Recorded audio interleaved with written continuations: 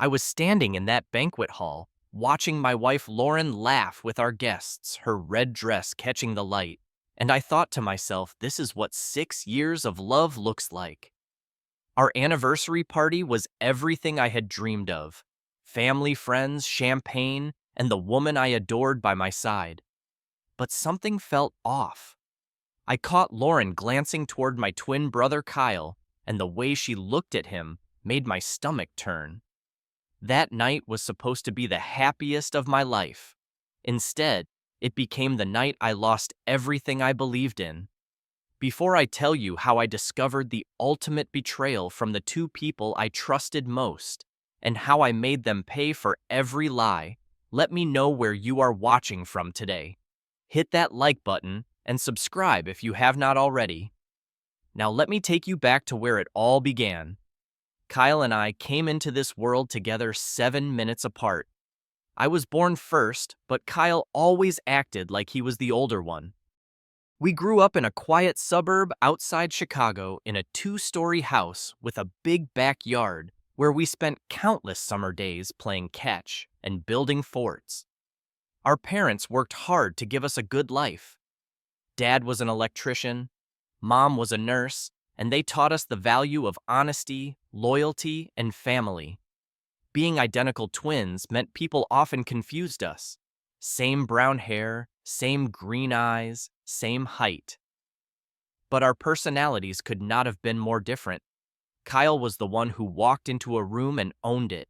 He had this natural charisma that drew people in. He was the captain of the football team, the guy everyone wanted to be friends with, the one who always had a girlfriend. Me. I was quieter.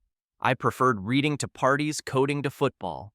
I was the reliable one, the one people came to when they needed help with homework or someone to listen to their problems. Despite our differences, we were inseparable. Kyle had my back, and I had his.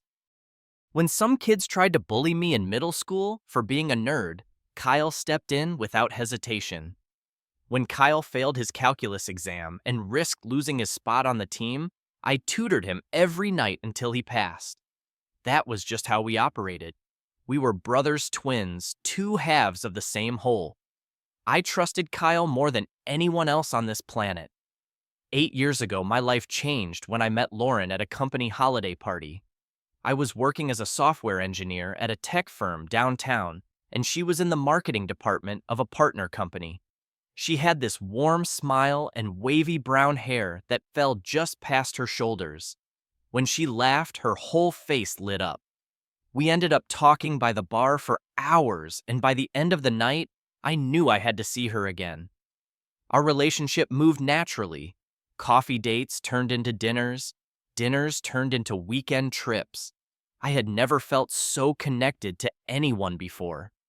Lauren understood me in ways I could not explain. She did not mind that I was introverted. She actually loved it. She said I was the first guy who actually listened to her, who remembered the little things, who made her feel seen. After 6 months of dating, I introduced Lauren to Kyle. I was nervous, to be honest. Kyle had a way with women, and part of me worried he might outshine me. But when they met, Kyle just smiled, shook her hand, and said, "She is perfect for you, bro. Do not mess this up." I felt relieved. More than that, I felt happy that the two most important people in my life got along. 2 years later, I proposed to Lauren on a beach in California at sunset.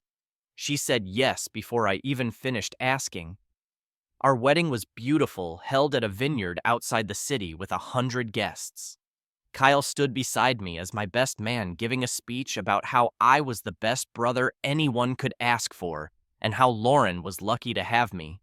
Everyone laughed and cried. It was perfect. For 6 years, our marriage was everything I had hoped for. We bought a house in the suburbs, a 3-bedroom place with a garden where Lauren loved to plant flowers.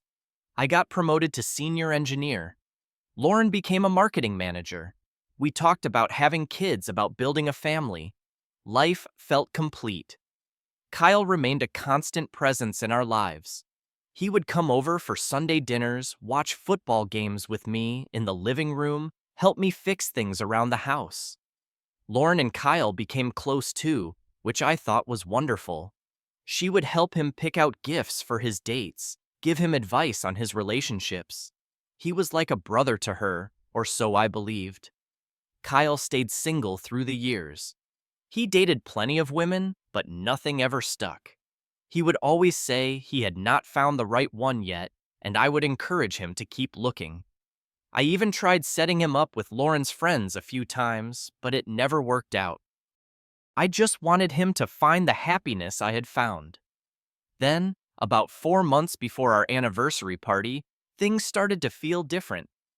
Lauren began working late more often. She would come home at 9 or 10 at night saying there was a big project at work.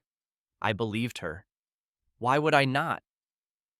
She had always been dedicated to her job, but then I noticed her phone habits changed. She used to leave her phone anywhere, never cared if I saw her messages. Now her phone was always face down on the table, always on silent. One day, I asked to borrow it to check something, and she hesitated before handing it over. When I asked about it later, she said she had just changed her password for security reasons. It made sense, I guess. But something in my gut felt unsettled. Kyle started coming around less too. He would cancel Sunday dinners with excuses about work. He was a real estate agent and he claimed the market was keeping him busy. When he did come over, something felt off. He and Lauren barely talked to each other, which was strange because they used to chat all the time. They avoided eye contact, kept their distance. It was subtle, almost imperceptible. But I noticed. I told myself I was being paranoid. These were the two people I loved and trusted most. There was no way they would ever do anything to hurt me. So I pushed those thoughts aside and focused on planning our anniversary party. 6 years of marriage deserved a proper celebration. 3 weeks before the anniversary party, everything began to unravel. I remember the day clearly. It was a Tuesday afternoon, and I had left work early because a meeting got canceled. I was in a good mood, thinking maybe I would surprise Lauren with flowers and cook dinner for her. When I pulled into our driveway, I saw Kyle's black SUV parked out front. That was odd. Kyle usually texted before coming over. I walked inside, and the house was quiet at first. Then I heard laughter coming from the living room. Lauren's laugh and Kyle's voice. I walked in, and they were sitting on the couch close together. Too close. When they saw me, they practically jumped apart. Kyle stood up quickly, running a hand through his hair. Lauren's face turned red. "Kente," Kyle said, his voice a little too cheerful. "I was just dropping off that book you lent me." I looked at the coffee table. There was a book there, one I had lent him months ago. "Oh, okay," I said slowly. "Thanks." Lauren smiled, but it did not reach her eyes. "How was work?" "You are home early." "Meeting got canceled," I replied. The conversation that followed was awkward, filled with forced small talk. Kyle left within 10 minutes, claiming he had a showing to get to. After he was gone, Lauren went to the kitchen to start dinner, acting like nothing had happened. But something had happened. I felt it. The way they reacted when I walked in, like they had been caught doing something they should not have. That night, I could not sleep. I lay in bed, staring at the ceiling, replaying the scene in my head. Over the next few days, I started paying closer attention. I checked our phone bill online and discovered something that made my heart sink. Lauren and Kyle had been calling and texting each other constantly, dozens of calls, hundreds of texts going back 6 months. Some calls lasted over an hour late at night when Lauren said she was tired and going to bed early. I felt sick, but I needed more than phone records. I needed to know the truth. One evening, Lauren went to take a shower, leaving her phone on the kitchen counter. My hands were shaking as I picked it up. I knew her old password, and she had not changed it. The screen unlocked. I went straight to her messages with Kyle. What I found destroyed me. "Kyle, miss you. Cannot wait to see you tomorrow. Lauren. Same here. Be careful. Kent is getting suspicious. Kyle. He does not know anything. We have been careful. Lauren. I know. I just feel guilty sometimes. Kyle. Do not. What we have is real. I stood there in my kitchen reading those words over and over. My wife and my twin brother, the two people I trusted more than anyone in the world. They had been lying to me, betraying me for months. I wanted to scream. I wanted to throw the phone against the wall and confront them right then and there. But something stopped me. A voice in my head told me to wait to be smart about this. If I was going to expose them, I needed to do it right. I took screenshots of the messages and sent them to my email. Then I put the phone back exactly where Lauren had left it and went outside to sit on the porch. I sat there for an hour trying to process what I had just discovered. 2 weeks before the party, Lauren told me she had news. We were sitting at dinner, and she had this nervous smile on her face. Kent, I am pregnant, she said. For a moment, I did not react. I just stared at her. Did you hear me? She asked. We are going to have a baby. Here is what Lauren did not know that I knew. A year earlier, I had gone to a fertility specialist because we had been trying to have a baby for 2 years with no success. The doctor ran tests and told me that my sperm count was extremely low, so low that conceiving naturally was almost impossible. He recommended we look into IVF or other options. When I told Lauren about the results, she cried in my arms. We had been on a waiting list for IVF ever since. We had never tried any treatment yet. There was no way medically that I could have gotten her pregnant naturally, which meant one thing: the baby was not mine. Sitting across from Lauren at that dinner table, watching her smile and talk about baby names, I felt like I was drowning. My wife was pregnant with my twin brother's child, and she was acting like it was the happiest news in the world. I forced myself to smile. I hugged her and said I was thrilled. But inside, I was dying. The next day, I hired a private investigator. I needed concrete evidence, something undeniable. Within a week, he delivered a full report. Photographs of Lauren and Kyle entering a hotel together, pictures of them kissing in his car, records showing they had been meeting secretly for at least 8 months. I sat in my car outside a parking lot reading through the investigator's findings. Tears streamed down my face. I had lost my wife. I had lost my brother. I had lost the future I thought we were building together. But I was not going to let them get away with it. I was going to make sure everyone knew exactly who they really were. The anniversary party was set for a Saturday evening at an upscale restaurant downtown. We had rented out the private dining room decorated with photos from our 6 years together. 50 guests were invited, including both our families, close friends, and co-workers. Lauren had been excited about it for weeks, completely unaware that it would be her undoing. In the days leading up to the party, I prepared everything. I contacted a divorce lawyer and had the papers drawn up. I compiled all the evidence, the photos, the messages, the investigator's report, and I created a video slideshow. The first part of the slideshow was innocent, filled with happy memories from our relationship. But the second half contained everything: the hotel photos, the text messages, the proof of their affair. I also rehearsed what I would say. I needed to stay calm to deliver the truth without breaking down. The hardest part was acting normal around Lauren and Kyle. I had to smile and pretend everything was fine, even though every moment felt like torture. The night of the party arrived. Lauren looked stunning in a red dress, her slight baby bump barely visible. She was glowing, and for a moment, I felt a pang of sadness for what we could have been. But then I remembered the lies, the betrayal, and my resolve hardened. Kyle arrived early, dressed in a sharp suit. He walked up to me and shook my hand firmly. Congrats on 6 years, bro, he said with a grin. You and Lauren are the real deal. I looked into his eyes, the same eyes that stared back at me in the mirror every day, and I wondered how he could be so convincing, how he could smile at me like nothing was wrong when he had been sleeping with my wife for months. Thanks, Kyle, I said evenly. Means a lot coming from you. The party was in full swing by 8 o'clock. Our parents were there beaming with pride. Lauren's mom kept talking about how excited she was to become a grandmother. My mom hugged Lauren and said she could not wait to spoil the baby, if only they knew.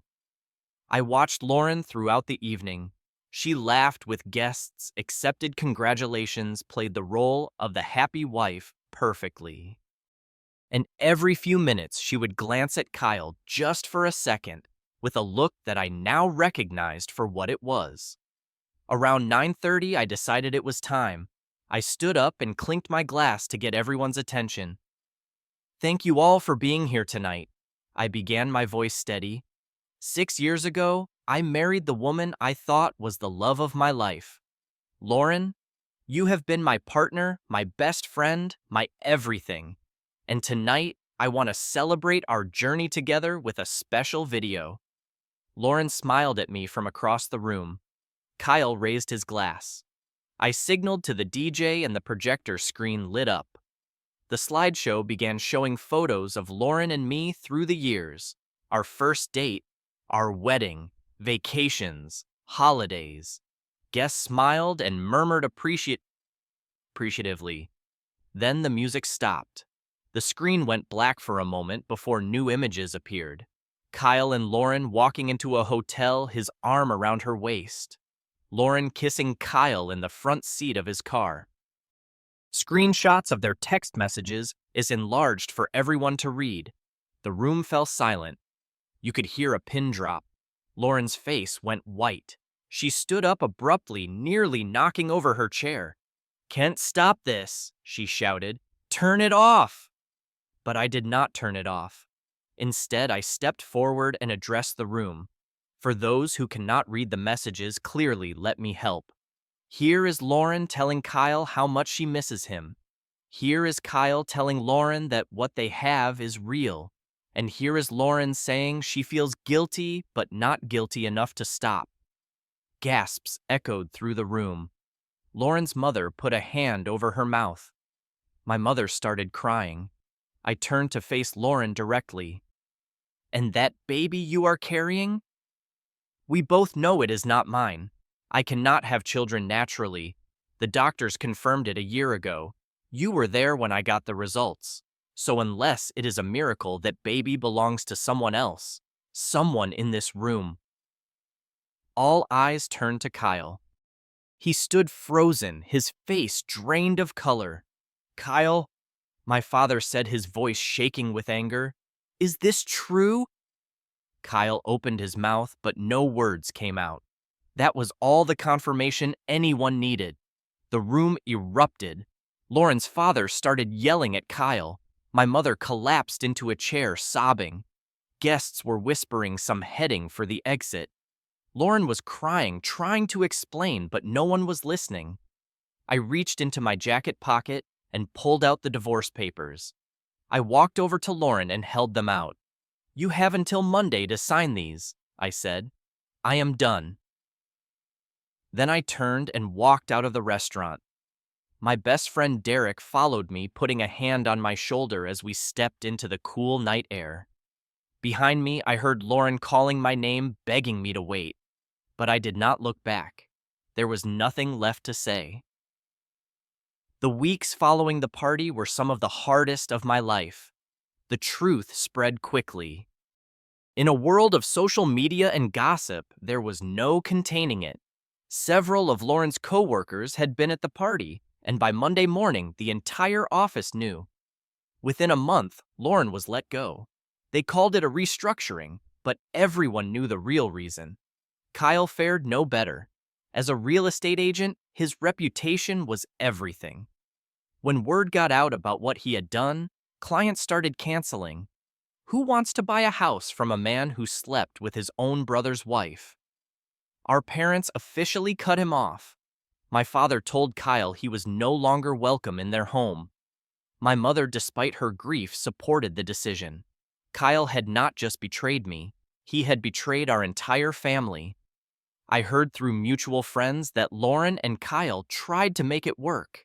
They moved in together, probably thinking their affair would transform into a real relationship once it was out in the open. But reality hit them hard. Without the secrecy, without the thrill of sneaking around, they had to face each other honestly. And, apparently, they did not like what they saw. 3 months after the party, they split up.